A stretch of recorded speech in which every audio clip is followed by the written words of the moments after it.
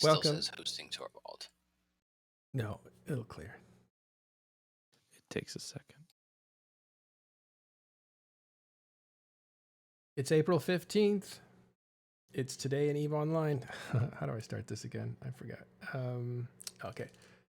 You have to. There you go. It's today in EVE Online, April 15th. We're going to review the update 18.04 for EVE Online. There's a lot in here, so stay tuned for the next few minutes. We're going to go over all the changes and talk about some high-level stuff, some analytical stuff. Okay, with me today to help me out is Fonsui. How's it going?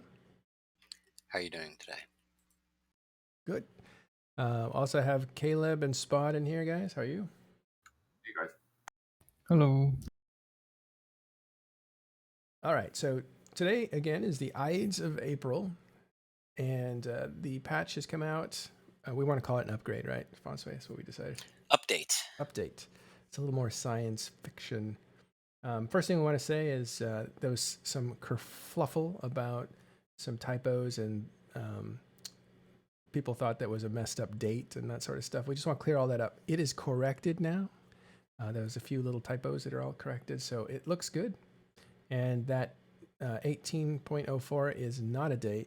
It is anyone?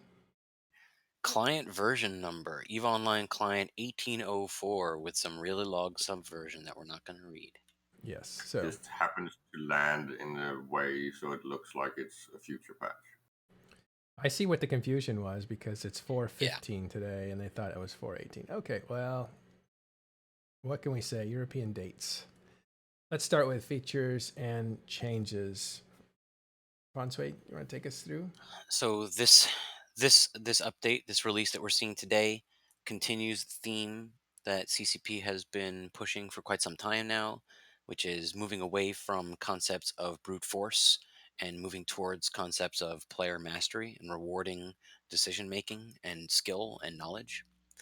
Uh, this is a very mechanical patch, although it obviously also has huge meta implications. So we'll start at the top. Features and changes. These are the balancing changes that they have put in. They have increased the damage of void, conflagration, hail, and rage ammunition of all sizes by 15%. These ammo types are the close range, high damage ammo types for the close range, high damage weapon systems specifically. Void is the blaster ammo, which is the close range hybrid. Conflagration is the high damage pulse laser ammo, which is the energy weapon. Hail is the close range autocannon ammo, which is projectiles, and Rage is the close range launcher ammo, which in this case is several different names. So yeah. So real quick, let me stop you. Where can these be found, and what are they technically? These are the Tech 2 ammo types that are the close range for the Tech 2 close range weapon systems. So this is their one of their additions to we want people to brawl more. So when you get in close, you get blapped. But in the store, if somebody wants to buy these, first you need to know you can't use them on any weapon. These are called advanced charges, or I can come up with the advanced exact charges are name. used for Tech 2 modules. So you can't use these on just any gun. You need to have a Tech 2 gun. And actually, you can use them on faction guns now, can't you? Yes. Meta 6 and above, or Meta 5 and above, storyline and up is allowed to use Tech 2. So that's a storyline, faction, officer, and there are no dead space weapons. But all of those things are allowed to use it. And so you can use Pulverize. this ammo on everything except Tech 1? Everything except Tech 1 and Meta. Okay, Meta, yeah, right. The named modules. So That's correct. Yeah, and they are found under advanced charges. So when you're looking there, that's where you'll find these. Thanks. I just wanted to break it down to people who are like, oh, better damaging charges. Let me go find those. Well, there's some restrictions on those. So this is notable because it includes small, medium, large, and extra large. So that's everything, including capitals. But the Triglavian disintegrators, entropic disintegrators, which use exotic plasma, were not changed. Occult is the ammo that would have been buffed along with everything else and was not. So while that ammo was not nerfed and Triglavian ships were not nerfed, everything else received the buff and they did not, which kind of is an effective nerf in a way. Next bullet point, increased long range heavy fighter explosion radius by 50%. So now long range heavy fighters from from supercarriers are going to have a hard time applying to smaller targets. Bomb base damage reduced by 20%. Bomb hit points reduced by 20%.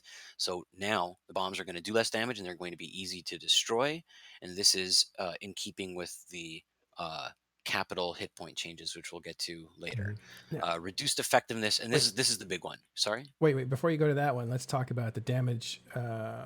Bomb damage reduced by we can't 20%. talk Sorry, you're about right. bombs until we talk You're about right. capitals. You're right. Sorry. Go ahead. Yeah, reduced effectiveness of all resistance modules by 20%. And this is like the core of the subcapital update here, and frankly the capital update as well. Um, this includes, the bullet points here includes all passive and active armor and shield resistance modules, does not include resistance rigs or damage controls. It is also to be noted that this did not include the reactive armor hardener as well. So all of those things are unaffected, but all other specific shield and specific armor resist modules were now slashed by 20%. And it is notable that the shield modules were actually pre-buffed before this nerf in a change that never made it to live. This change was added in the dev environment on Singularity before the slash was put in place in order to make that 20% slash not hit quite so hard. Yeah. Additional changes that were added to the shield modules are a lengthened cycle time and reduced heat damage per tick. And what that means is that we are now encouraged directly to use the overload and overheat mechanism more on these active shield modules. This is again in keeping with this theme of removing brute force, adding reward for player mastery and engagement, removing the AFK gameplay. There's. Let me stop you there. There's some really key points there, but before we get to those, because you make them so fast, I want to go back to the bomb because I want to make sure that people understand this that don't understand the nature of bombs in EVE Online. The hit point reduction. How does that affect the use of bombs? First of all, you can understand that Bon- 20% more damage is 20% more damage in an area, like that's the way bombs work. But what about the hit point reduction? Why is that important? Bombs can be destroyed in space after they are launched, such that they never hit their target. And now it is easier to kill the bombs themselves before they hit their target. Does that mean that bombs are more likely to wipe each other out by accident when That used in too. mass? Nick Bison asked if armor mods got the buff nerf thing, and the answer is no. Only Shield did. The armor tier side happened prior to this. I don't know if they will go back and add it or not, but the shields received this and the armor did not. And one more thing on bombs. It used to be a tactic that when a bomb was coming at you, you had some time. You could see it. It's a little dot coming at you from a ship. If you have your overview settings on, you'll see it's a little dot. And you could actually target it. Now, if you shot like a torpedo at a bomb, the torpedo or a missile, it would take a while to get to the bomb. The bomb would probably blow up before you even torpedoed it or shot a missile at it. But if you're using a railgun or a laser or something that's instantaneous damage, you could target the bomb and shoot it and destroy it before it was able to do damage. And that used to be a tactic. I don't know if it is anymore. I believe bombs aren't targetable by weapon systems anymore. It's just something that can be either be done automatically using a defender launcher, or Smart you bombs. can Smart you can bombs. damage them via smart bombs. But if I could quickly just jump into Hey, the McLeod. Sure. hey dude, into the whole idea of the bomb hit point reduction. Yes. So Are one you of sure you want the to talk about that before we talk about yes, capitals? yes, very much so. We're on the So bomb. yeah, because I've been a bomber SC and studied bombing for quite some time. So one of the principal aspects of bombing and running bomber fleets, aside from like sort of the Stuka style bombing, is that there's about a 7 or 8 bomb kind of limit to the amount of bombs that you can release at one wave before the subsequent bombs don't actually deal damage because they get killed by the bombs that blow up before them. Explain that a bit better for people who don't understand the concept of bombers and how you use them. Okay, so when you use bombers, normally you'd kind of, from back when fleets and squads had a maximum of 10 people, you used to basically limit the amount of people in one bomber group to about 7 or 8. Because each of the bombs do a damage in an area, each of those bombs that get launched get damaged by bombs that blow up earlier. And so their hit points get reduced as bombs blow up in the area. Because they have If a you radius of damage. So every other bomb that's Yeah, in that radius of damage is going to take some damage too. yeah. So the idea is basically at about the 7 or 8th bomb that blows up. That depends on skills. That's the reason why it's kind of a little bit blurry, because you have skills that increase you have The amount of damage, basically. the amount of damage. So essentially the amount of bomb damage depends entirely also on the explode on the I think it's the not the radius, Explosion velocity. No, not it's the explosion velocity. the It's radius, it's the the kind of like splash the damage. yeah. So they take a little bit of they take a small amount of damage from each bomb, and it depends on their kind of like their sig radius, their sig size. So obviously, if you have a fleet with a smaller sig size, they take less bomb damage than a fleet with a large sig size. So that's the reason why battleships are more susceptible to bombs than frigates, or Yeah, than to we like can we cruisers. can talk about how these things damage when we get to the So capitals. so when you decrease bomb damage by 20%, you have to decrease the hit points as well, Oh, because okay. if you don't, then what happens is you can have squads of 10 or more than 10 maybe. More You can bombs have live. 20% more bombs blowing up in one area So that's why than they you go did together. previously. That makes a So lot of sense. that's why they step together. Okay, thank you. I didn't know that. That's an interesting point. Okay, carry on, Fonsui, wherever you want to pick it up. So, so this is another. I don't know why it was broken up this way, but increased short-range heavy fighter maximum velocity by 50%. So this pairs up with the increased long-range heavy fire explosion radius by 50%. So now the long-range heavy fighters hit not quite as hard on large targets, but the short-range heavy fighters just got faster moving. Reduced stand-up guided bomb damage by 20%. So this kind of fits in with the bomb changes before, except that I believe that these are really only used against capitals. These are structure bombs. Yep, Bombs aimed at structures or bombs from structures? from Yeah. structures. So the So stand up lets you know that it's not on a ship; it's actually on a structure that's firing it. mhm. Okay. I actually, the truth is, I kind of buried the lead on the resist nerf there. So resist being rebalanced across the board like this, 20% being slashed off of all of these modules, uh, creates a new ceiling for player mastery. This is we were able to kind of clobber stuff until now, just throw entirely too much ISK and entirely too much tank at it, and now it becomes more passive AFK gameplay, brute force, and that's simply not fun. There was a lot of high tier, high end content that was just being brute forced, and that is no longer going to work. Uh, this can be compensated for in some cases, in most cases, or possibly in all cases, by uh, fitting slightly differently and changing our tactics and changing our strategies. And that is what we are going to be expected to do.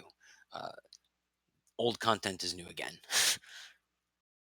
That's a big use of development time, right? To make old content new again. Because Right. I So remember we as a little story. Sorry, let me just interject. A little story. There was there was a time when T1 ships just weren't useful. Everything was T2. And they went and did, actually, it was Rise and Fozzie were just hired in like 2013, 2014, and they redid T1 cruisers.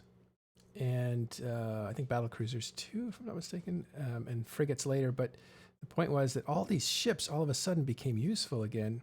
and it was a huge amount of um, payoff for the balance passes that they did to bring those things back to life. So I think when Fonsui says the old is new again, it's a big deal because it really lifts an entire range of features in the game. Yeah. Moving along. I think I'm making it clear when I'm editorializing as opposed to reading the notes. So, Yeah. and I say that because I just want to address the comment in chat. This gentleman feels that I disagree with the rest of the entire Eve player base. I would argue that that's probably not true, but feel free to disagree, and I'll keep the editorializing quite clear and quite separate from the actual mechanical changes, so you can trust what I'm saying. I guess we can just read. They threw some graphics in there in between some mechanical changes, so we'll read Yeah. those. The Avatar Titan has received an updated model with higher detailed textures, brand new Doomsday firing effect to match. Characters will now have pre-randomized clothing on character creation, and the Jita main station gets more in construction scaffolding and new indications for the new undock. Hangar interior gets scaffolding.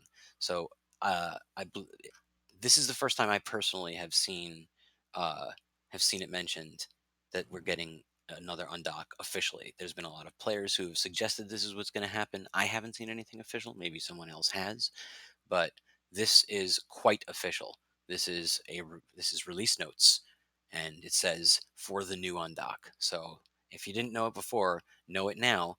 Jita undock is changing.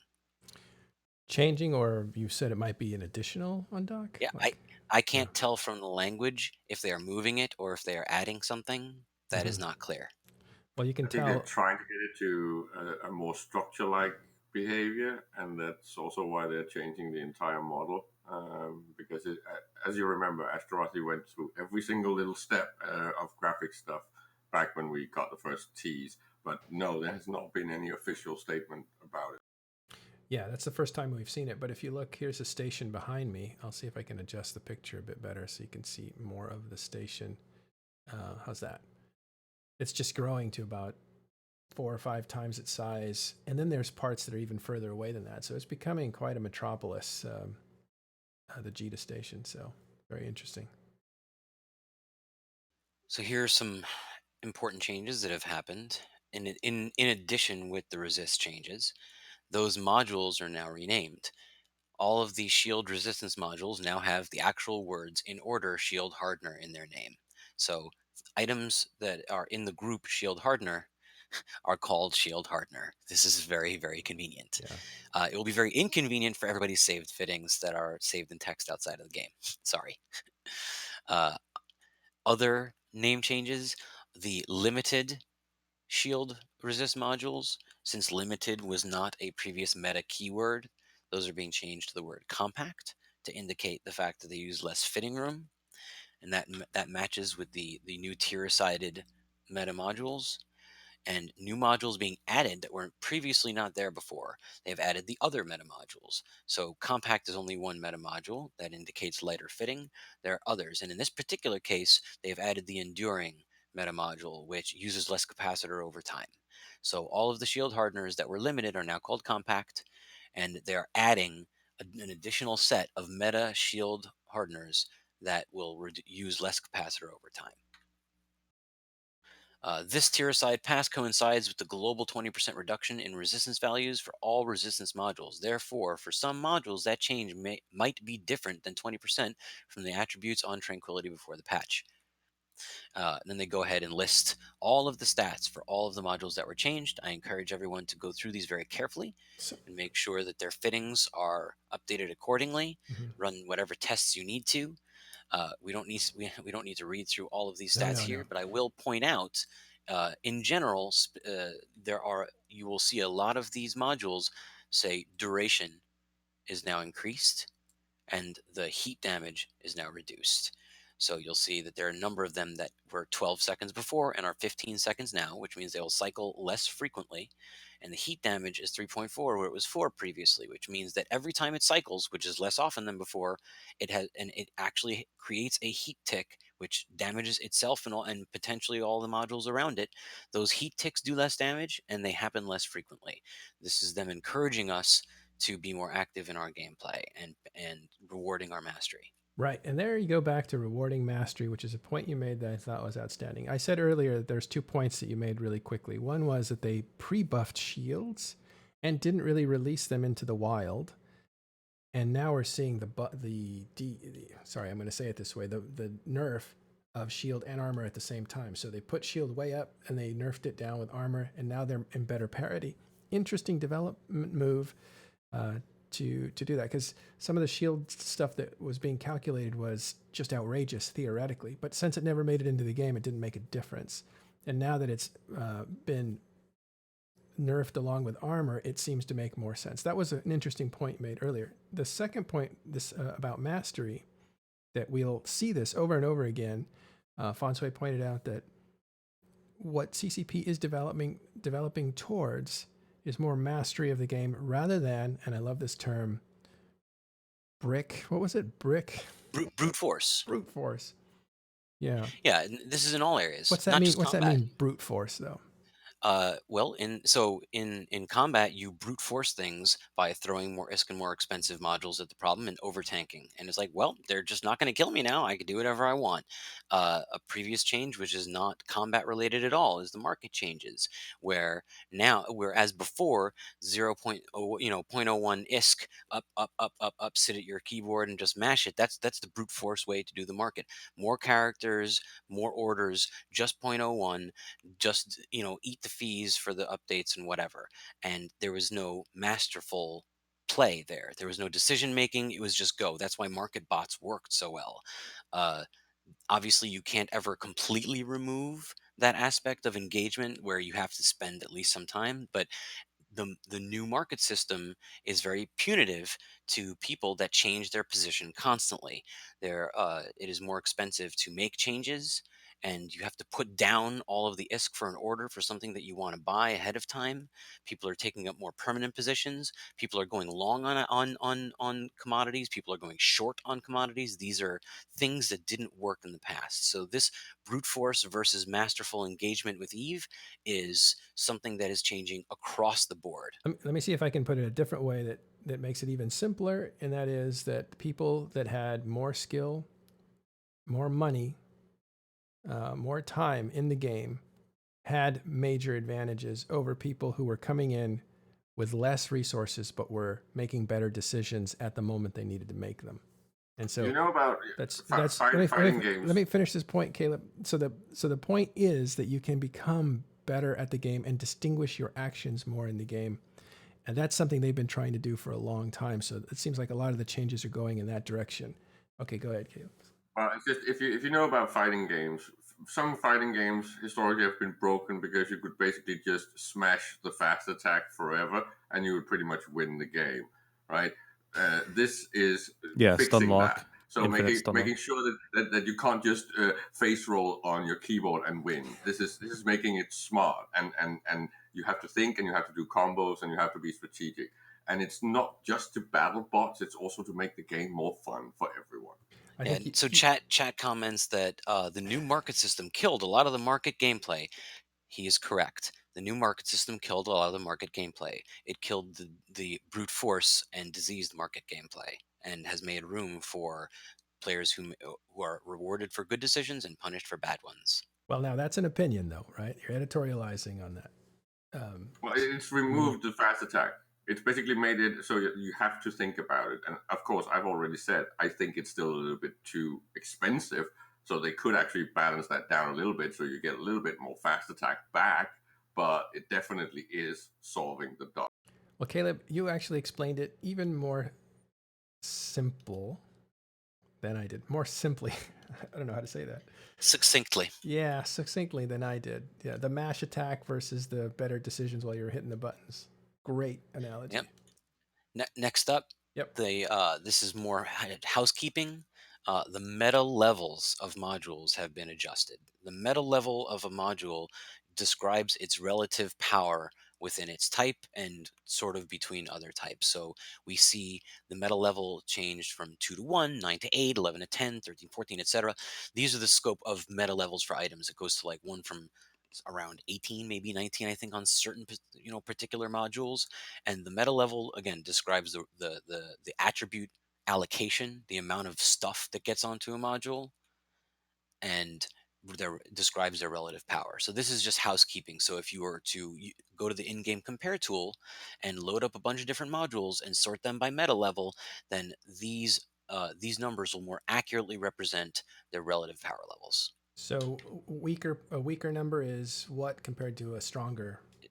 Yeah, so meta 1, meta 0 is the lowest, and meta 17 on this particular list is the highest. And I believe there might be some items that are 18 or 19 in the game, but that's kind of where it maxes out. 17 being the most powerful version of that Correct. item. Correct. So it says there at the bottom, we go from named to faction to dead space to officer. That's cool. And as simplifying. you go through these grades, you get higher meta levels. Next up, ships reworked super carrier support fighter tubes. Support fighter tubes decreased from 2 to 0. Gone. No more support fighters on super carriers. Heavy fighter tubes increased from 3 to 4. Super carrier and Titan plate bone. Well, you know what? Let's instead of plates, let's just address that. Sutonia made some comments about this the other day that I think were very valid. I suggest everyone on this show, and I suggest that everyone listen to that. Go watch the VOD. Listen to his comments because he knows more about Where that did than he I make do. them? Talking in Stations? I believe it was on Talking in Talking in Stations. Stations Sunday. Listen to the last show. It's called Surgical Strike. Yeah, Suetonia made some very valid comments about the math behind that and how that can be used. Supercarrier and Titan plate bonus reduced. Supercarrier bonus to plates and extenders reduced from 400% to 200%. So they got 5 times, now they get 3 times. Titan bonus to plates and extenders reduced from 500% to 300%. Similar nerf there as well. Wyvern and Aeon Fighter Bay increased to match the Nyx and Hell. So I guess these is just parity between the different racial carriers in this case. Tech 1 faction and pirate battleship base hit points increased by 10%. So battleship survivability is now a little bit better than before comparatively. It's not better than it was previously overall, but compared to other ships which all received the resistance nerf. Um, Tech 1 faction and pirate battleship base scan resolution increased 30%. This scan resolution is used to lock other ships, lock a target. The higher your scan resolution, the faster you are able to lock a target. Battleships were notoriously slow locking smaller targets. They will still be somewhat slow, but are now not quite as onerous. You'll now be able to actually take action on a smaller target before it gets away or before it does whatever it's going to do. You have more chance of actually interacting in a meaningful way because of this increased scan resolution. Overall, these changes for faction battleships, I think, makes the battleship a little more valuable. That's a question. Well, notoriously, battleships have been, unless you're in low sec, notoriously battleships have been very susceptible to bomb damage. So, in Speaking that of the sense, with faction this, battleships, yeah. But regardless, the recent these changes basically are a 30% swing in the HP or the relative survivability towards battleships. well, I was Uh, speaking of the battleships. Sorry, the faction battleships seem to be weathering these changes a bit better than other battleships. Am I wrong about that? And that would increase their value. All right, I, no takers on I that think one. that yeah, I think all the battleships are going to be a little bit happier right now. I know that With the more escape more scan frigate res bay. and more hit points makes everyone. Yeah, they have the escape bay. They have I think that with warp speed increase. Just in general, battleships have been poked a little bit and poked a little bit and are getting better and better. Mhm. Seeing more representation. I don't know if it'll ever Well, I'm looking at the be meta differentiation changing. between a typical battleship, which has also been sped up and has now a bay for a frigate, and the difference between a normal battleship and a pirate battleship. Is there more distinction between the choice there? Yeah, we just need CCP to actually fix the fact that they call it a Tech 1 and then they make it only require Industry 1 to build a massively fucking powerful ship. Yeah, oh, you're right. Interesting. I misread this. I thought you were making these changes were only battleships. That's why I'm trying to find a difference. Yes. There is no difference because this is T1 faction, uh, T1N faction battleships. Okay. Yeah, the Sorry changes about across that. the board. Okay, Yeah, thought they were changes making a across the board. difference. So now we get into some specific changes to 5 specific ships, subcapital ships. Uh, we'll call it 4 nerfs and a buff. So Munin, Munin and Eagle were mainline fleet hacks, heavy assault cruisers. These are Tech 2 cruisers, or medium-sized platforms. These things are the workhorses. These things are the ones that you'll find the most out in the large nullsec battles. And Munin and Eagle were apparently overrepresented. So the Munin has lost a third of its damage bonus per level. It used to get 7.5% per level, which is a total of 37.5%. And now it's 5% per level, which is a total of 25% additional damage. And the optimal range received the same reduction. So it's now 25% optimal range bonus, 25% damage bonus instead of 37.5 And each. that's probably because Munins were used in group play rather than individuals. So Hmm. they needed to cool off that massive damage that these really fast ships could deliver all in one hit because they were really running the show for a while. Everybody had a Munin fleet. You needed a good FC that made quick decisions to use them because they're fast ships. But the amount of damage they were delivering on one target would wipe it off the field before it could get repaired. So they needed to do something about that 7.5 damage. So Tiger just made an extremely important point in chat that I thought of 2 times and forgot to get to twice with regard to the 20% resist rebalance on all of these resistance modules. He said Roke, Nestor, Rattlesnake, and Abaddon all received extra benefits because of their resistance bonuses. So there are 2 types of ships that are going to be less hit with this than other ships. And one is anything with the resist bonus at all, and Tech 2 ships, because Tech 2 ships start out with higher resists and rely less on individual resistance modules to meet whatever resist profile they need to.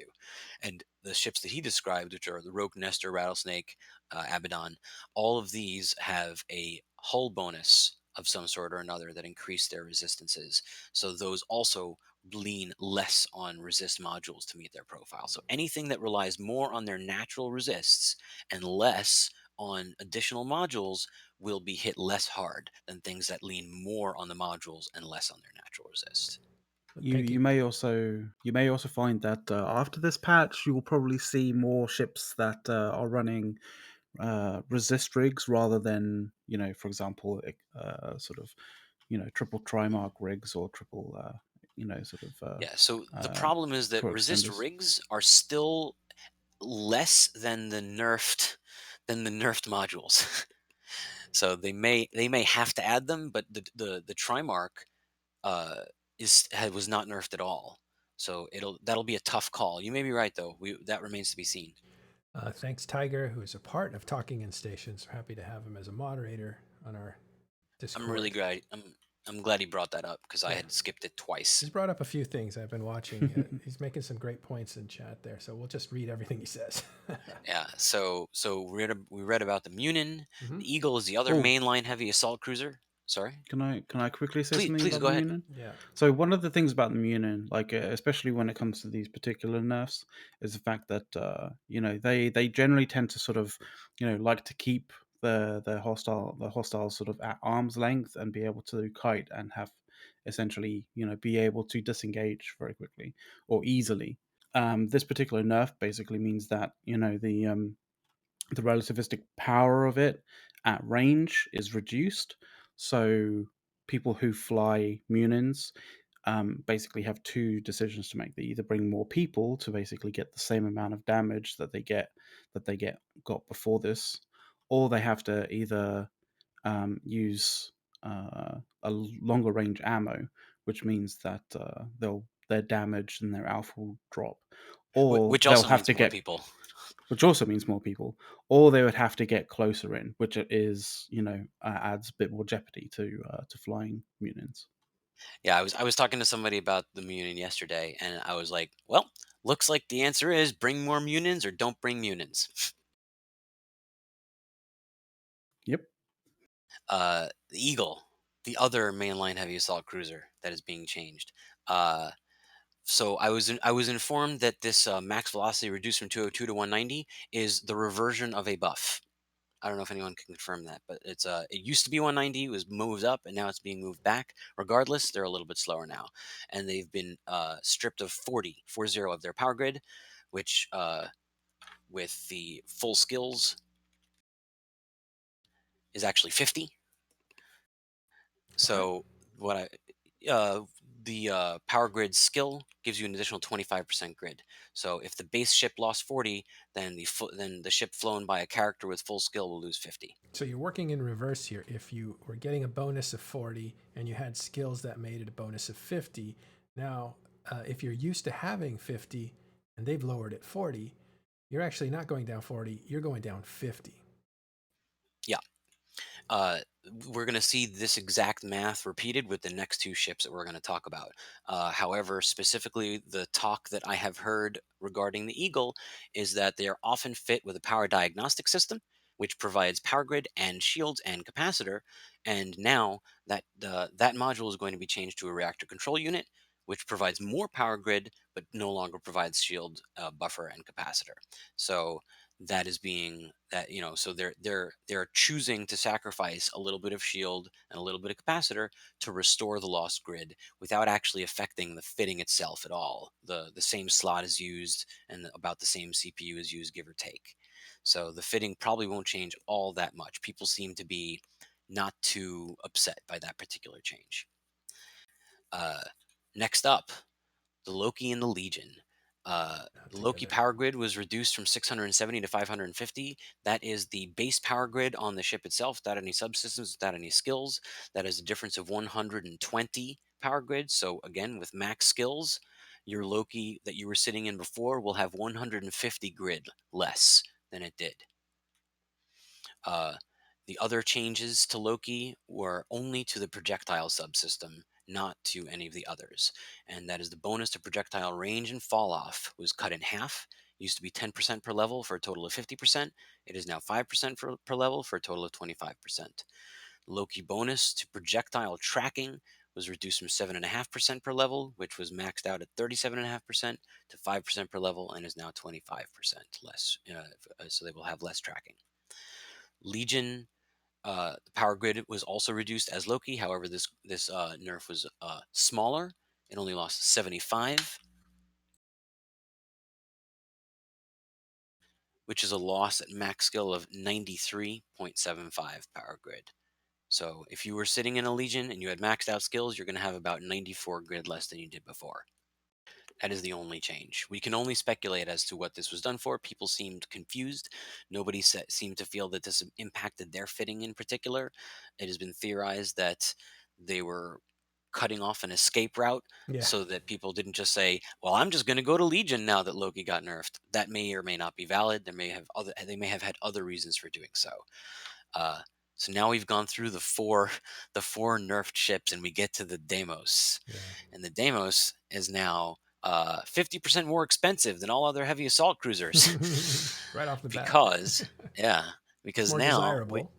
oh yeah, because the damage nerf that was applied to the Munin was reversed on the Deimos. The Munin went from 7.5% to 5 per level. Deimos went from 5 to 7.5%. Oh, interesting. Okulo in chat says Rise confirmed that Legion is a preemptive nerf. So apparently that was correct. Go See, figure. and that Speculation. was my theory on the last I, show. I was So thank you. pretty sure I said that a Thank few you. times. Good call. Uh, regardless, so the Deimos now has 12.5% more damage naturally on using all ammo, in addition to the fact that it is generally a brawler, and which means that the void ammo is going to be an additional 15% increase on top of that. It also received an additional 50 power grid, with 25% of that making it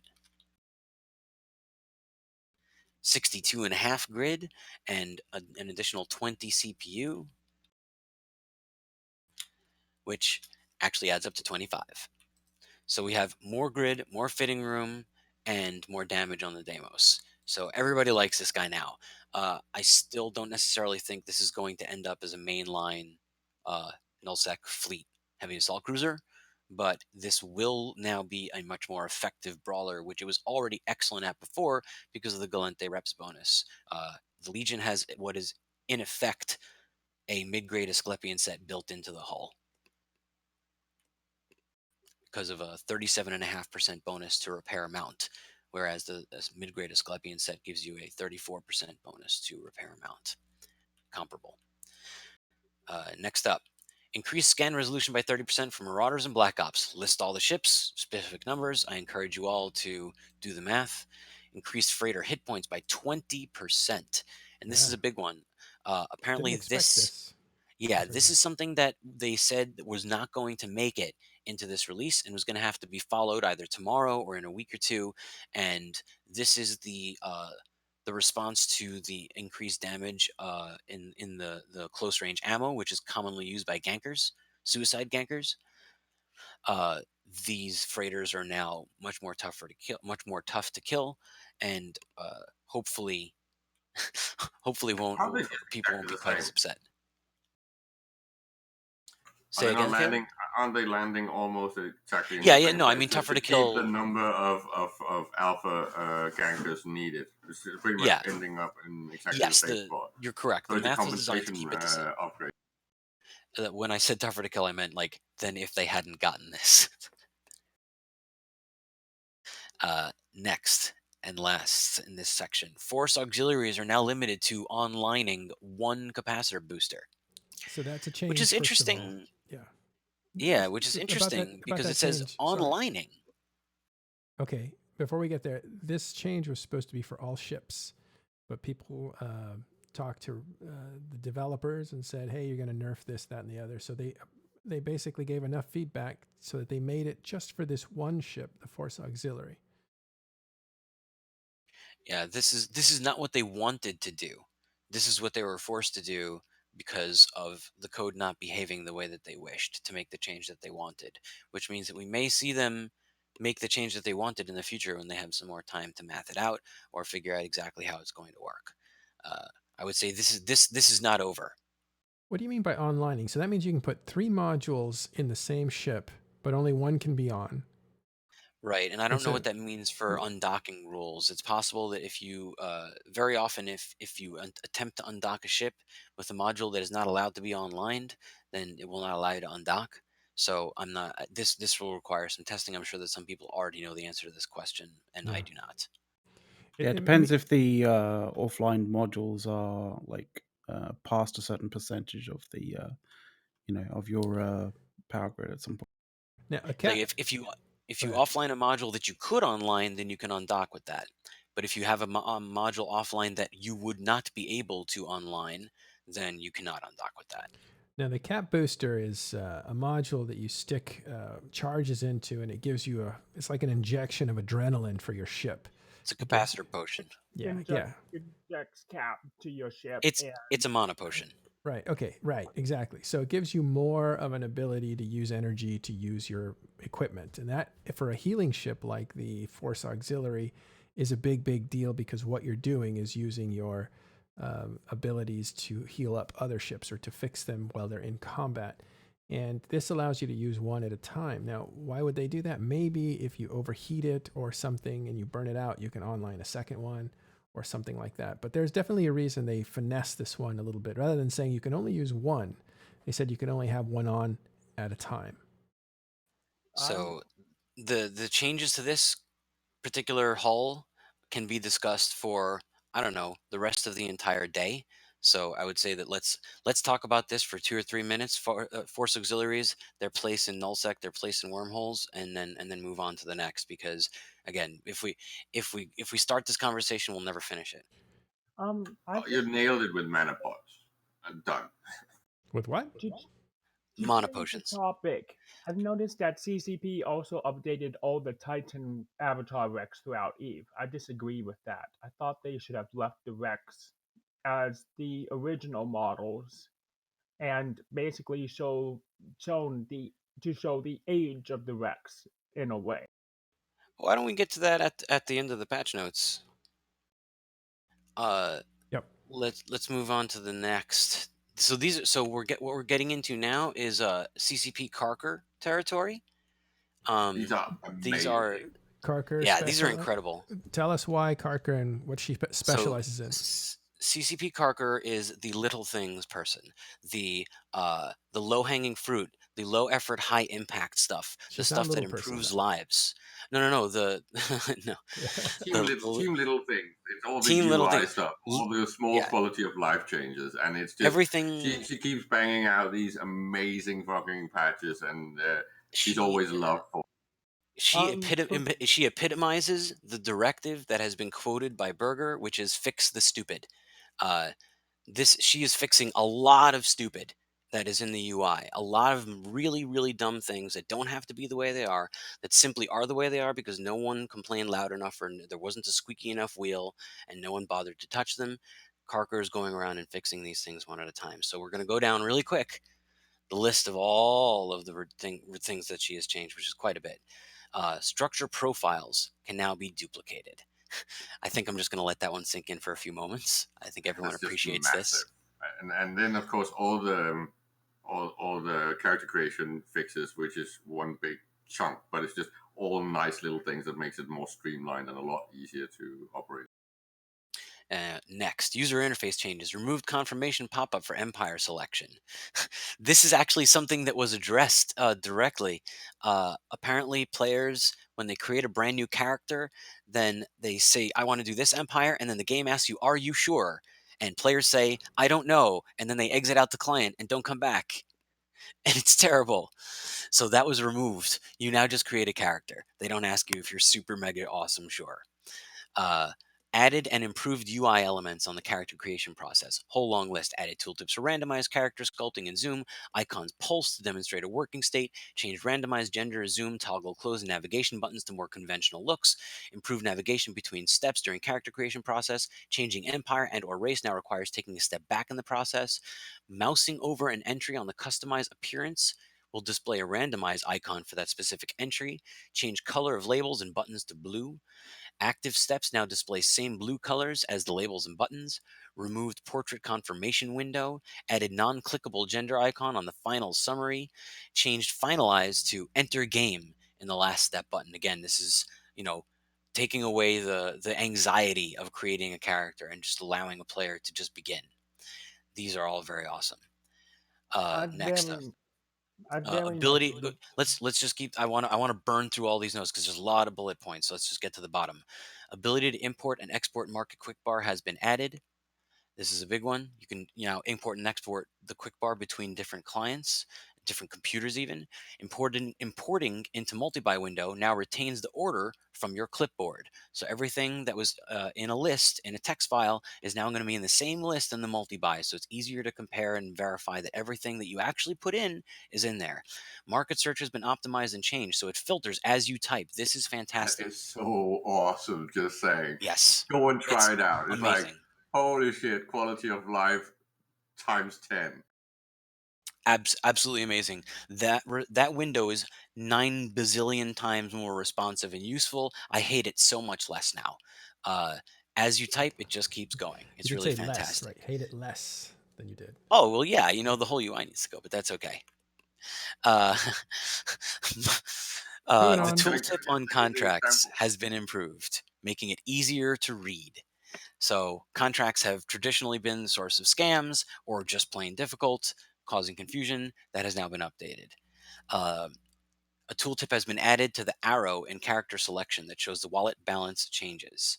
This tooltip shows how much the balance has changed. So now you can go to your login screen and get that little piece of data without a third party tool or logging into the character. Just little convenience. In localized clients, both English and localized type names can now be imported into a skill queue, fitting, and multi-buy when appropriate, an option to export in English. So this is just more uh, Offline. interactability between different languages. Very good stuff. Uh, Improvements have been made to the slider in Corp Alliance contact management, making it possible to use the mouse wheel to give better control. Text on brackets can now be formatted. Bold, italic, underline, color, font size, line breaks, and text on tabs and overview can now be colored. These two items, text on brackets, text on tabs, these are things that you could have before. Yeah. Your brackets, which is the indicator of an entity in space, a ship, a station, a structure, these things in space are shown with brackets with a name next to it. And the overview is the spreadsheet window that you pretty much primarily interact with things with in space. Both of these things were customizable in this way before, but the only way to do it was literally to open up XML files and start typing tags. And now these changes can be made in game. This is a huge deal. It's insanely massive. Yeah.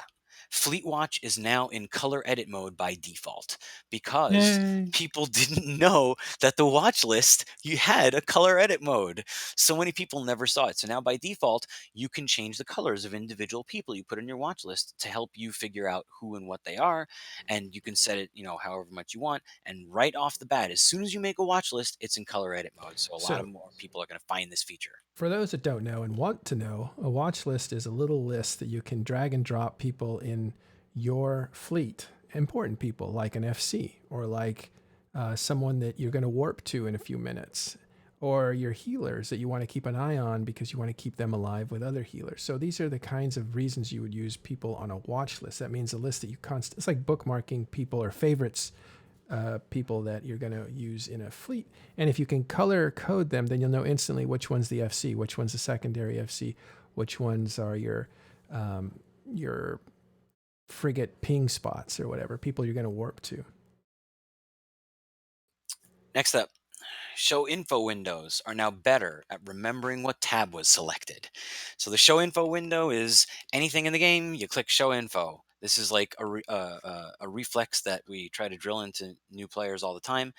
A lot of the questions that people have can be answered by looking at show info. You can see the different attributes of a particular item, whether it's a ship or a module or a player, corporation, literally anything at all. Show info is your friend, and all of these tabs on there, you very often want to open it up to the same tab. If I'm showing info on one item, then another, I want the same tab to show up each time. It was kind of all over the place. That logic has now been improved. Contents of inventory can now be copied in icon mode. So until now, when you had an inventory window of any sort, then you would have to change the view to list view. So it had just a text list, again, another grid spreadsheet kind of view. And you can select all and control C or command C and then and control Thank you. V somewhere else and paste that information, but only in that mode. Now, when you're in icon mode, which is viewing the items as a grid of individual icons with their names underneath them, that is now able to be copied to the clipboard as just plain text, as it was in list mode, list view. The universal search bar now has a shortcut, Shift S. This is huge. You could not assign a shortcut on your keyboard that put your cursor in the universal search. The universal search was added some time ago and was awesome. It searches absolutely everything. If you were to open people and places before for certain things and the market window for other things and potentially other windows for other things, now the universal search window, which is a little tiny text box in the upper left-hand corner of your screen, searches all of those things. And I didn't use it because Thanks. I had to grab my mouse. Thanks for Steve Renukin. I see. So this is he's the CSM member that suggested it. And so you're saying There you with the go. Command S, it puts you right there, and you can just type. So Command S, search for whatever. Shift S. Shift S. Person, place, or thing, system, anything. Anything. Yeah. So now you don't have to grab the mouse, you don't have to move the mouse. Shift S, start typing, hit enter, and you got it. It's really great. So the collapse all button has been added to the hulls and fits and hardware tabs in the fitting window, as well as the search result window. This collapse all button was added recently to a number of other windows, and it appears that they are now adding it to ones that they missed before or just weren't able to get to before. Improvements to mailing list management interface, including allowing dragging characters into allowed and block lists. Again, just more smart UI design. The list under item group in corporation assets is now alphabetically sorted. So there's a number of small corporation management UI updates that we've seen here, and the corp management UI is something that is particularly crusty. It Yes. hasn't been touched in a long time. So the fact that they're starting to look at these things is very heartening. You know, Fonsui, I should say that I actually took all my characters out of a corporation that I owned because they were my characters, because the corporate tools were just too hard to use, or they didn't make much sense. So now I just have money and resources all on the character itself, not in a corporate group. So why? Because of some of the stuff they're fixing here. So that's next up. Tooltip has been added to ship groups listed as can be fitted to in Attributes tab in Show Info window. This tooltip lists what ship belongs to the ship group. I guess if we can't pull that up right now, but that's all right. It's now possible to copy the information in the lists in the reprocessing window. This is fun as well. A lot of people will use this to import and export information into their industrial tools, their third-party industrial tools. This is going to be extremely helpful for those. And a helper pointer has been added to the board Corvette button. So the helper pointer system is something else that was added some time ago and is very handy. You can now put a link in chat that when someone clicks it, will literally pop up an arrow on their screen pointing to a UI element. So instead of describing something to them and saying, no, no, no, a little to the left, no, a little to the right, no, it's the one all the way up in the corner, you just literally link them something and a big fat blue arrow points directly to it. And now there's a new option in that list, and we can tell players how to board their Corvette without trouble. That's to help new guys. So that's older guys pointing it out to newer guys. This is how you get into your ship. Awesome. Defect fixes, graphics and audio. Fix an issue where a capsule would not return to the default skin correctly. Fix an issue whereby some UI elements were causing the space or hangar scene to be rendered black. That's actually kind of a big one. Fix the special entry special entry sound effects in some systems under certain events, which were playing when logging into a station in the system. So this is just ambient sort of change. Immersion breaking. Fixed an issue whereby special sound effects played when entering particular systems to start playing again if inactive client muting was enabled. Oh, so if you had inactive client muting, then certain things would start playing again when they weren't supposed to. Corrected the manufacturing output of the low grade Hydra Omega blueprint. I actually noticed this. The output of the low grade Hydra Omega blueprint was the low grade Hydra Omega blueprint until now. So you spent stuff and a blueprint, and what you got was the blueprint that you put in, but not the stuff. So now they fixed it, and it actually spits out the implant. Good job, guys. And lastly, fixed an issue that prevented the men's Fatal Elite combat boots from appearing in searches. This is apparel that was added for the Guristas Hunt event, referring to Jirai Fatal Aitanen, one of the leaders of the Guristas. You can get it as loot from the Guristas Hunt running until the 21st of this month. PvE defect fixes. Stealth bombers can now enter the hunt sites. So for the next 6 days, get your stealth bombers in there, I guess. I don't know what good they're going to do with torps, but you can do it. Because the largest ships allowed in there are destroyers, and I don't think that you really want to be using torps on destroyers unless Mac can correct me. I guess not. Guess not. They're too small to hit. Torpedoes are good for bigger objects. Next, technical. Fix an issue preventing the warning for too high, too low price for an advanced buy order and modify order windows from appearing the user interface. Oops. Fix an issue with Hypernet Relay that allowed to enter negative values when buying multiple nodes. Fix an issue that allowed to enter negative values when buying data cores from research and development agents. Fix an issue with wallet settings disappearing when stacking windows. Adjusted wallet so that the closest loyalty point store will now list the current station if it contains the correct loyalty point store instead of another station in the system. So apparently, if you were sitting in a station that had a loyalty point store, your wallet would not notice that and would tell you to go somewhere else. Yikes. And now that's fixed. Oops. That's disorienting. Audio will now play correctly when setting a CSPA charge larger than the maximum allowed value. The CSPA charge is a charge that is required to send an email to a player so that people don't get spam. system, sync, this just goes away. Apparently, the audio prompt was broken. Now it's fixed. In other words, you could basically say if somebody writes me, they've got to pay a certain amount of money just for me to receive that email. So you stop spam that way. Yeah. So if you want to send someone a mail that has that set up, you have to really actually want to send them that mail. You can't just have a bot sending out mails to thousands and thousands and thousands of tunes. Yeah, that money doesn't come to you, by the way. It just sinks out of the game. It goes out of the system. Yeah. Adjusted unallocated skill points pop up to avoid text overflow. Just looks like what it says it is. Re-added the missing R to donations in the wallet when they are accompanied by a note. Added an appropriate error text when searching for a name that doesn't exist in the transfer to field of the Give ISK tab of the wallet. Adjusted the Give ISK search by adding a terms combo box. The closest loyalty point store list in the wallet station will now be correctly localized, and fixed the icon for officer modules in search results in the market window. I guess they were showing using the faction or dead space icon instead, is what I noticed. The static data export, which is information that remains the same for every patch and sits there for download and can be integrated into third-party tools, has been updated. Uh, they they made some changes that have actually prevented certain third-party tools from using this, and I believe that they're currently working on that to get that fixed up.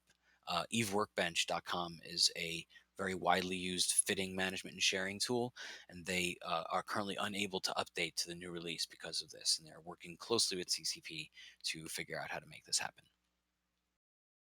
Well done, Fonsui. So I think we had some other comments that we wanted to get to after this. Yeah, first I want to point out that if you want to save yourself some math, you said there was a Reddit hero that did a lot of the spreadsheet. Yes. Right? I can link this here. I'll put it in Twitch chat. Yeah. This is I can't find someone will find the Reddit post for this so the guy can get proper credit, but this hero did all of the math and made it nice and easy. There are 4 tabs in that sheet. Active shield, passive shield, active armor, passive armor shows the pre and post, and it's really handy, and all y'all should use it. By the way, I don't know if you noticed this, Fonsui, but some of these changes, especially to the market stuff, is a little bit relevant to real life stuff. This makes it way easier to send someone out shopping for you. Because you can pretty much do copy pasting and just use your market alts at the location. Right? So this is exactly what you do with your husband or wife when you don't want to go out during quarantine. I love it. Trust Caleb to bring it back.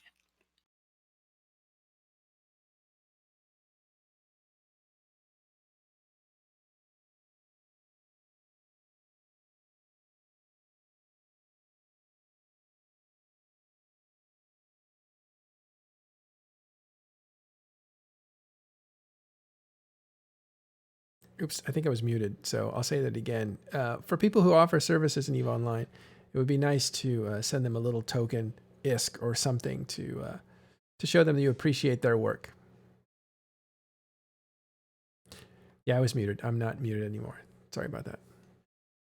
CCP should implement a way of linking buy orders, or like linking a shopping list, like multi-buy, just that one you can share.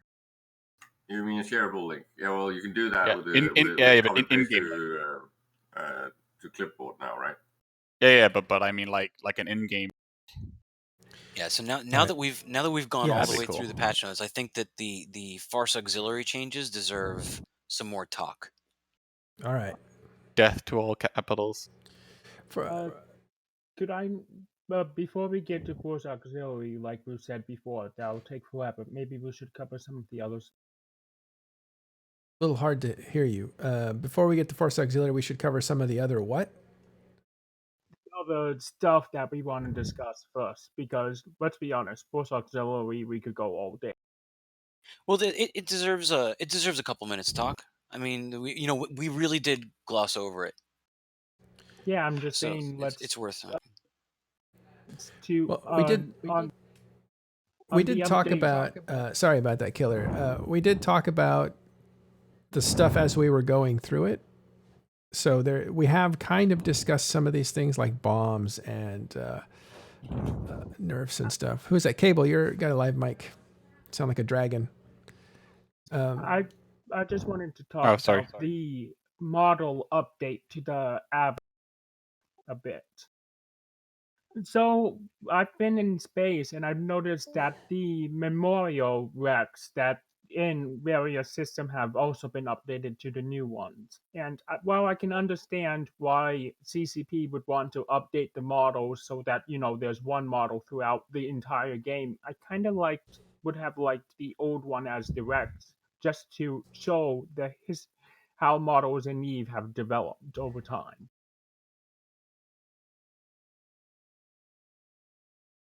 You know what I mean? Like the old Blackbird model versus the new Blackbird. It's just not practical. You want to do that now? It doesn't make practical sense to Or- leave old models in the game like that, because where do you put the line down and say, okay, this asset you don't want to change, then you have to make an entirely new asset. So I don't think it makes practical sense to consider something like that.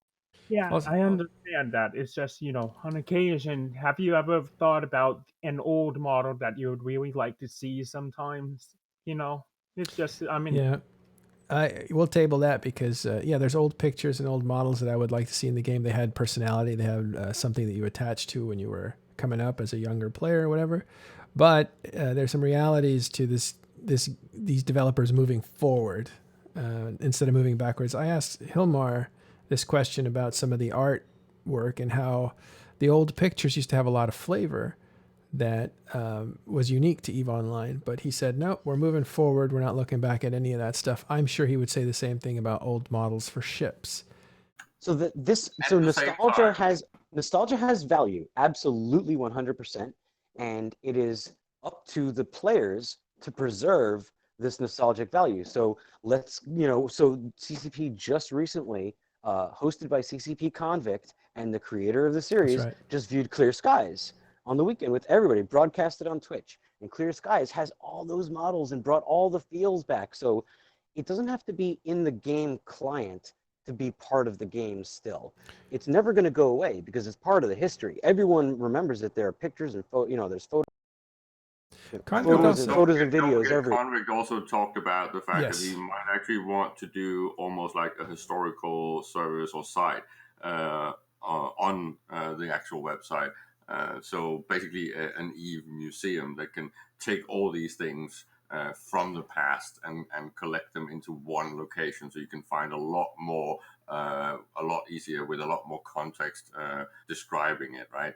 But I would just like to say that we might have looked over the fact that there is still actual beta content on the icons in the game. All your little guys, the little men, the Marines and stuff, all of that is all the way back from beta.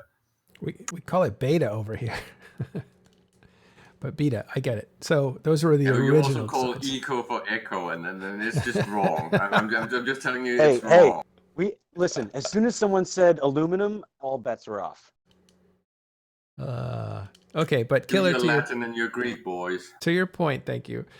To your point, there was a second thing that Convict did that was really cool. He went back in time to the old trailers. You can find that on CCP Twitch. Look at the old videos there. And he went through all the trailers, and you could talk to the guy that made them, and he was talking about some of the backstories on how things were made.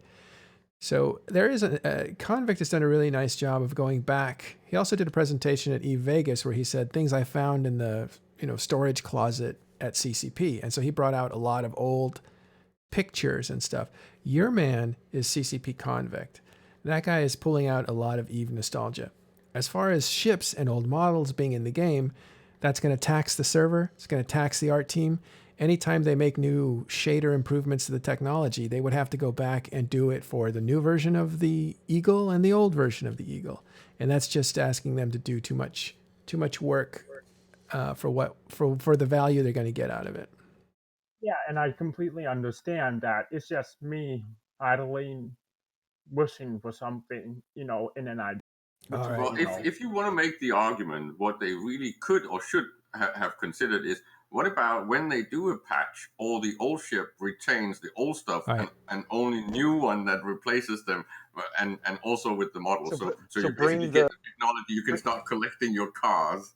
so bring the advancement of technology in universe. This is the old version of the ship. This is the new version. That's interesting. Yeah, I exactly. It thought you will were be going to fun, suggest right? some. I thought you were Well, going to suggest All right. converting like I'm certain. I'm going to cut off this line of discussion because we do want to go back and finish up a little more talk We got to on. talk about facts. Yes, that's what I want to go back to. So let's go back to that. That's what's new today. So does someone want to describe? So I can share what I have heard, but I am by far not the expert on force auxiliaries or capital. Yeah, why don't you tell us what you've heard? I'll try to find it and highlight it. Here it is. So I spoke to some individuals who use these in a wormhole context, and in their particular case, their use for faxes was home defense. They keep them in the home.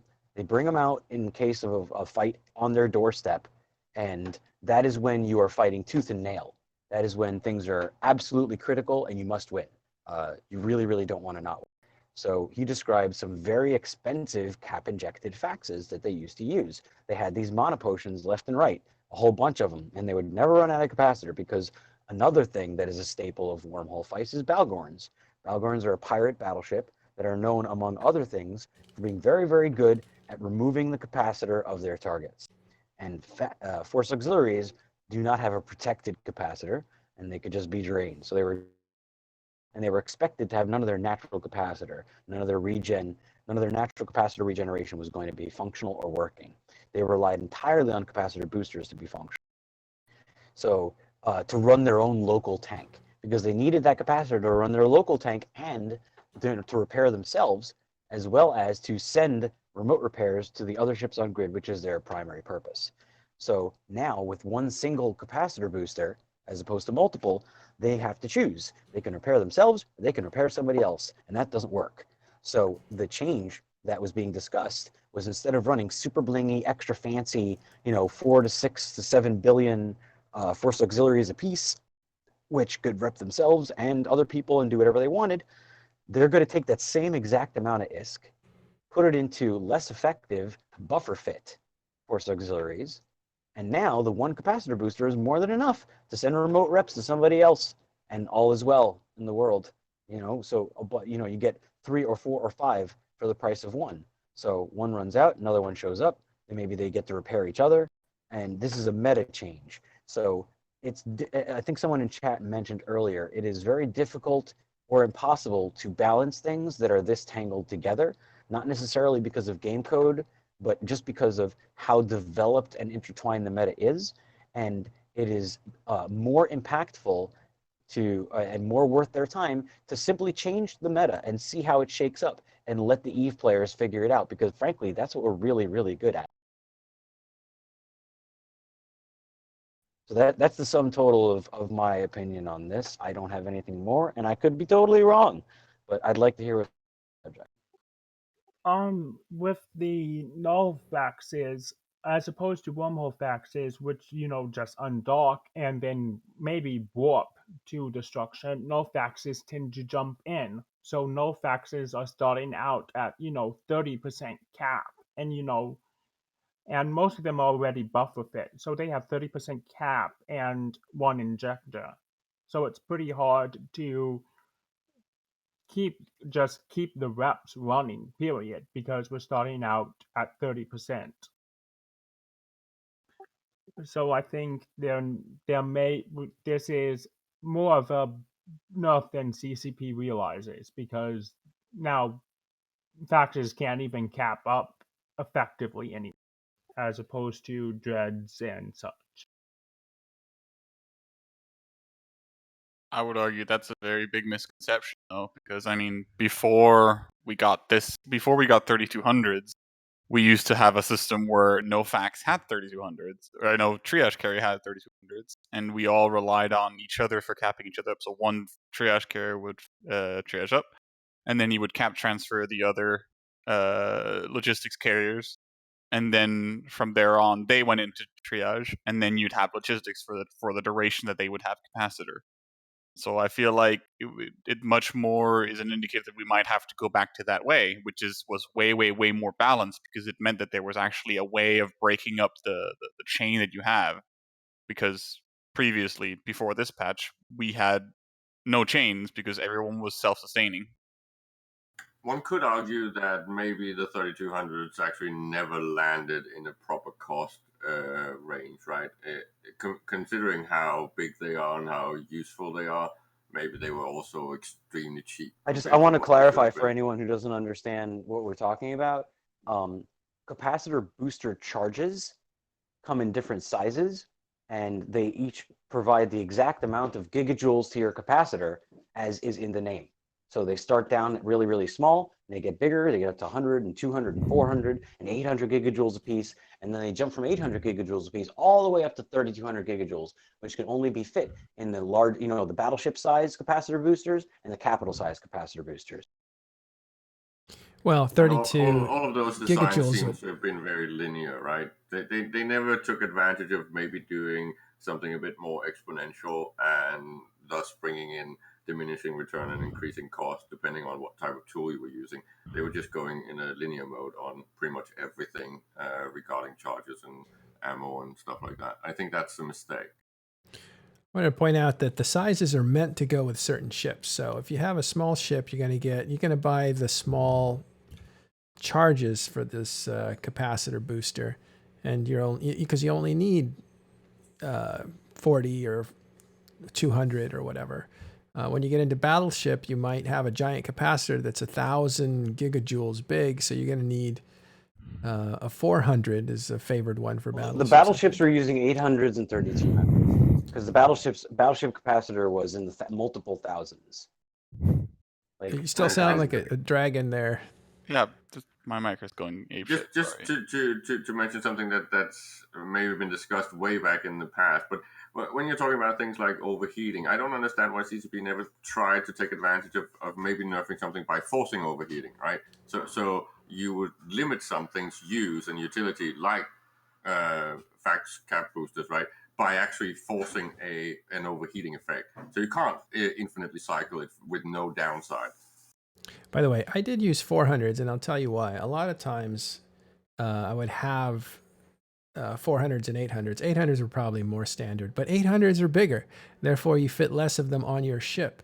So a lot of times I needed just a little bit of juice, not a whole injection of 800. So I would carry 400s and 800s, and I would use the 400s to kind of give myself a little boost here and there when I needed it, and save the 800s for combat when I needed a huge injection to get me back up. That's why you have different increments that you can load. There's also a consideration of which capacitor booster charges to use when you're under newt, when you have people that are using modules that remove the capacitor from your ship. Sometimes if you need a certain amount, and if you give yourself more than that, then that's great, because having more capacitor is good.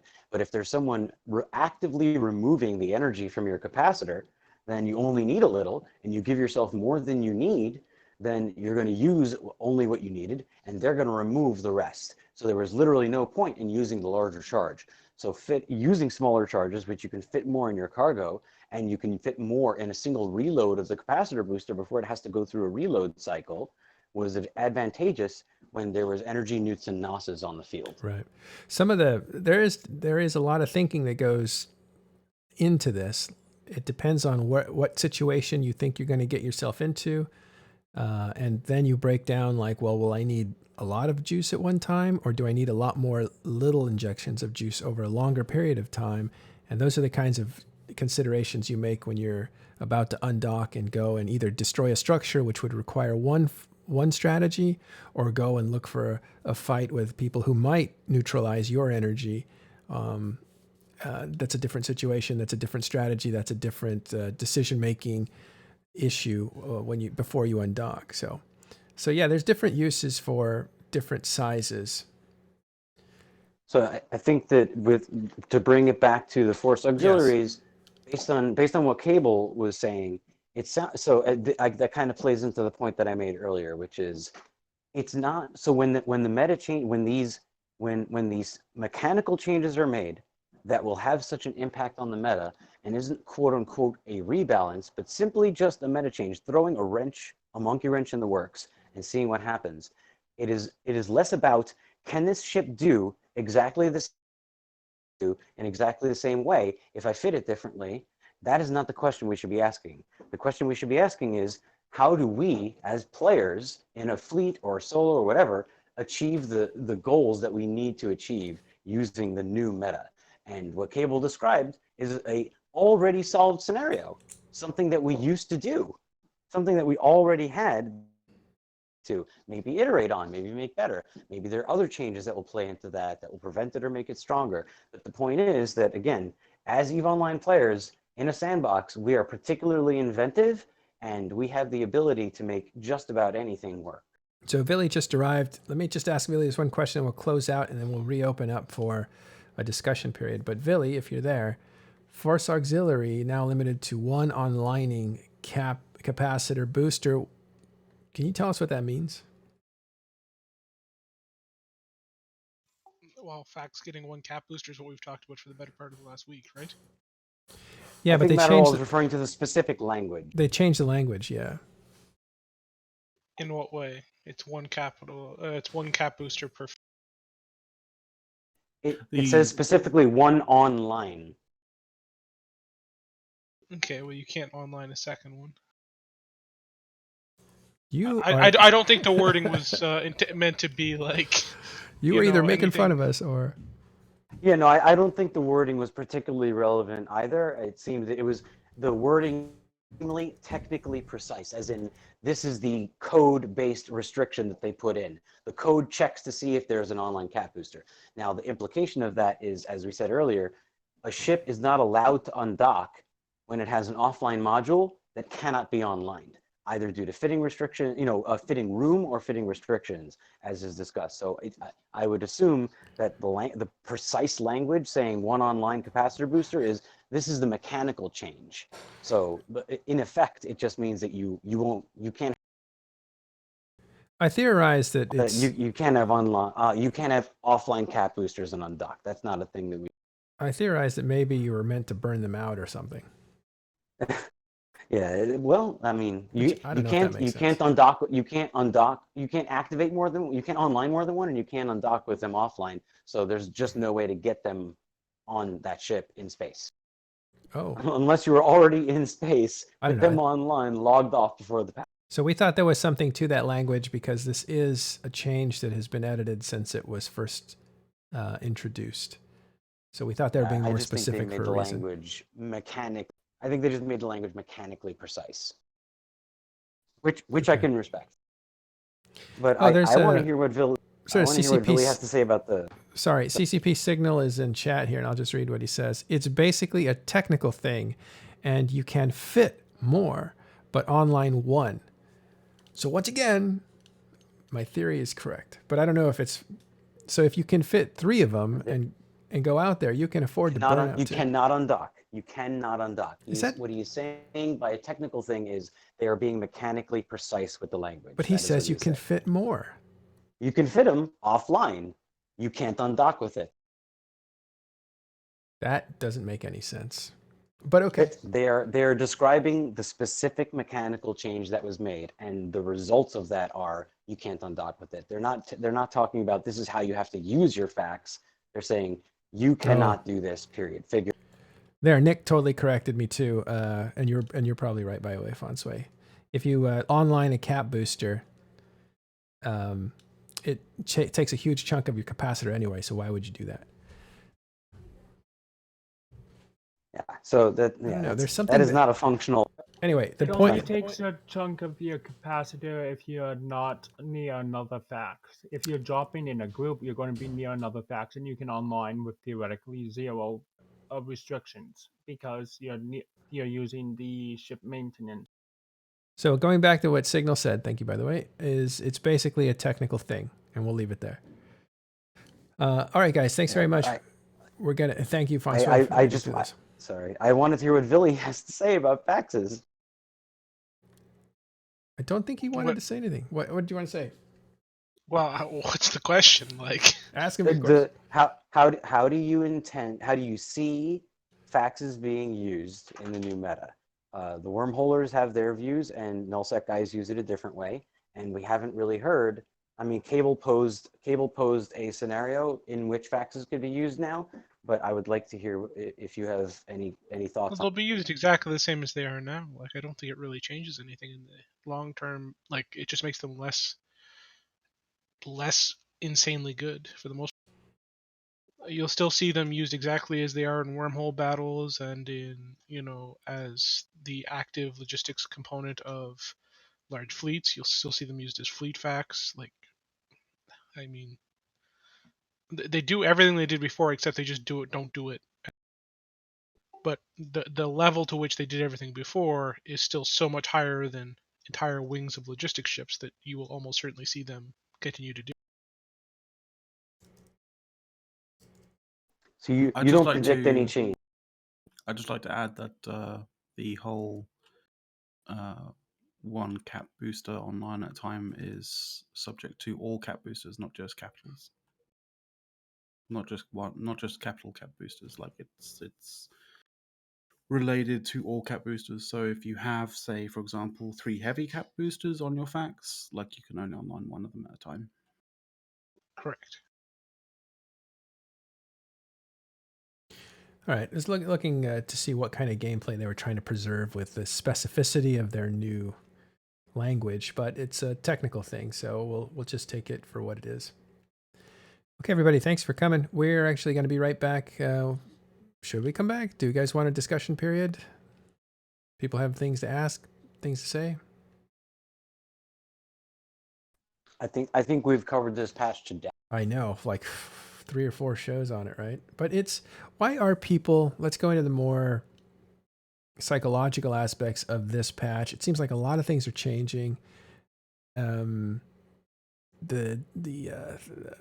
call them theory crafters out there that are basically putting numbers together, trying to figure out what the best kind of ship is to fly certain missions in, or what kind of doctrines for fleets would be effective.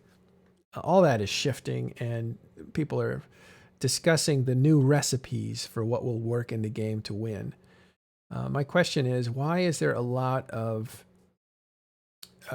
what seems to be criticism of the changes? Or am I just imagining that, or are people upset about these changes? We have grown fat. We have grown fat and complacent. What are some of their legitimate, powerful? What's some of their legitimate complaints? Or I don't know if they're legitimate, but what are some of their complaints? The content will now be more difficult and or more expensive to accomplish. So I can't necessarily comment for the PvP implications. I can tell you that I have heard the cries of the PvE players, and there are a lot of them. And the general complaint that I am hearing is that I can't do what I used to do. And I would counter, it's not that you can't do what you used to do, it's that you can't do what you used to do in the same way you used to do it. All the content is still accessible, and if we could come across specific content that is entirely too punishing or simply inaccessible, then Rise has already committed in writing to examining that content and bringing it in line. So I trust that they will monitor the situation and modify things if necessary, but I myself can only think of specifically one mechanic that is now just entirely too punishing and might actually cause real problems, and that is the wrecking shot from the Dreadnought in the Triglavian invasion, the Flashpoint site. Because before, it hit for about 102 to 110,000 damage, and that has not changed. It still is going to hit for 102 to 110,000 damage, depending on which one is shooting at you. And with the resist changes, that may not be practical to actually tank in terms of your buffer, and that site may just mean you lose ships now, and that's not exactly feel good gameplay. I would suggest that if one thing gets looked at, it's the damage output from the Dreadnoughts and the Flashpoint sites. I mean, if I talk about what went well with this patch or why there's so much aversion in this patch, to me, I think the thing that's probably getting people more than anything is that within this patch, everybody's getting much more than most patches. So Sorry, everybody's getting what? You got cut off. He everyone said is getting, everybody gets hit. and so there's no high secers laughing at null sec. There's no null secers laughing at high sec. It's just everybody getting smoked in the face, Yeah. and that means there's nobody that's there's no argument that, oh, is this good or is this bad. It's just, to everybody, this hits them. So there's no, I don't know how to put it. It's not imbalanced. It's not targeted at one player group versus another. It's not inequitable. There's And no winners that kind of, versus losers. yeah, it's something else that I've said repeatedly, which is we all wake up to the same EVE Online game client, every single one of us. So whatever hits one player is hitting another, and maybe that impacts one player's gameplay more than another. But in the end, we are all given the same advantages and disadvantages as each other. All right, this may not be the group to ask, but there are also some things that look like they're going right in this, because I've seen a lot of people happy about it. I've seen people on both sides of this thing, which means it's a really good and interesting update, because it has people stirring around what they're going to do. What are some of the things that went right with it, Billy? I think there's not a ton of it that went exactly as I kind of wanted. I think the fax nerf is really good. I think the cap booster one is probably one of the best nerfs in this patch, even if most people don't like it. I think the immunity nerfs were probably accurate in the end. The Eagle nerf was probably fine. The Loki nerf, we'll see if that was. Yeah, that's probably a good one. All the subcap nerfs are good. I think the short range fighter, heavy bomber fighter speed is good. It could have been more. Scan res to battleships is good. It could have been more. Battleship EHP is good. What else is there? I think the super carrier plate bonus is good. I don't know if I agree with the Titan plate bonus drop. I would have liked to have seen that be a little less, just so that there's a little more EHP differentiation between Titans and Supers.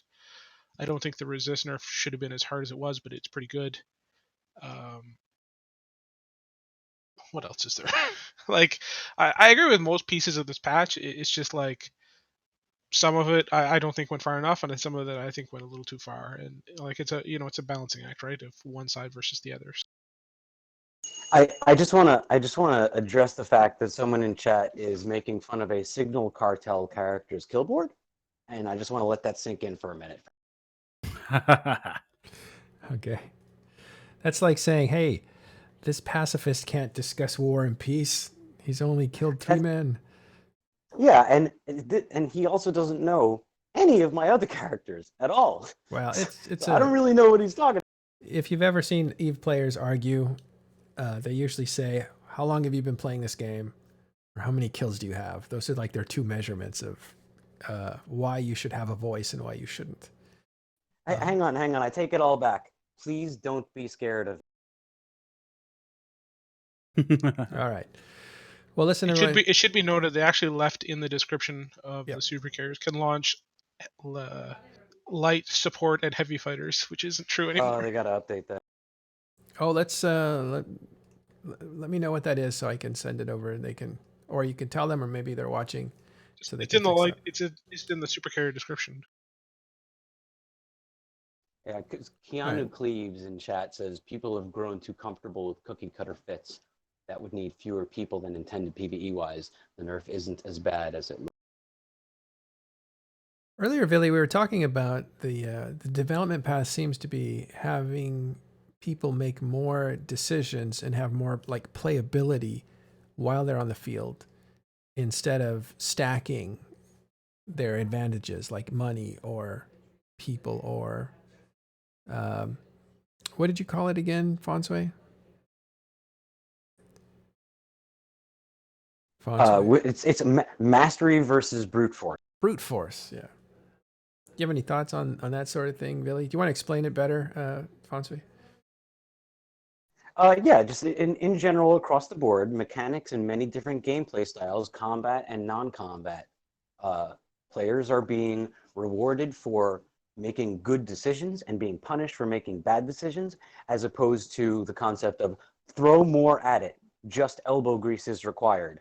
Do this ship, do this thing, it'll work. Don't learn anything, just do it. That's quacking. That's not learning. That doesn't create a good Eve player. It creates a good robot. And in the past, it was kind of okay.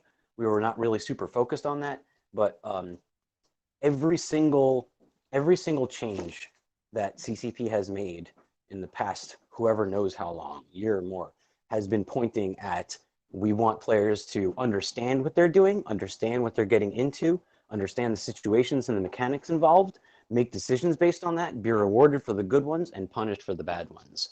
And I am very much in favor of this concept.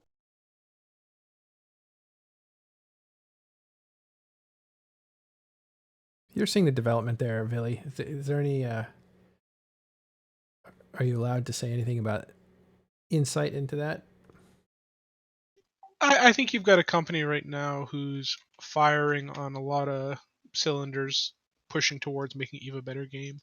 I think for maybe just before I got onto the CSM and since that time, from what I've seen, is there's the focus is Eve Online. The focus is not Dust, it's not Valkyrie, it's Eve Online, and you've got a company that's pushing really hard to make Eve no longer a game that's just surviving, but they're aiming to make Eve a game that is thriving and trying to take Eve from a game that's 17 years old to a game that's going to be 37 years old, right? They're starting to realize that. I think as a company and as a game developer, you know that Eve Online is not only their most important asset, but it's also the one with the most potential. And if they want to really push towards the future, you got to start with what your core game is, and they're seeing that to make to work towards that future, they've got to make Eve the game of the future. I guess it's a complicated discussion, obviously, but from what I've seen, they're just committed to Eve now, where I don't think they were all that much in the last 5 to 10 years, maybe. If I had to give an analogy for this philosophy change, this paradigm shift in gameplay that we're seeing, it's Eve Online has been a pass-fail game until now, and we're all of a sudden getting grades, and folks are nervous. All right. Well, we'll leave it there. I want to say thanks to Fonsui for running us through this stuff. Caleb, Billy, and Cable, who was here earlier. Thanks, guys, for hanging out with us. We will see you later tonight when we have the midweek report, and then we'll see you again probably on Sunday for a Talking in Stations show. That's it for today, April 15th. We will see you next time.